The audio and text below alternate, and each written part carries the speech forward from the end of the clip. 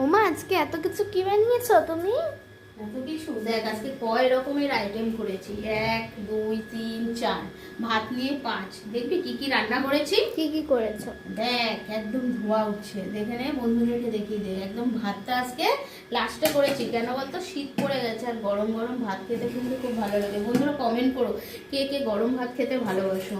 দেখ আজকে এটা কি বলতো, এটা টমেটো আর বেগুন দিয়ে একসাথে মেখেছি, পেঁয়াজ ধনে পাতা দিয়ে। হেভি না এটা খেতে? টক টক বেশ।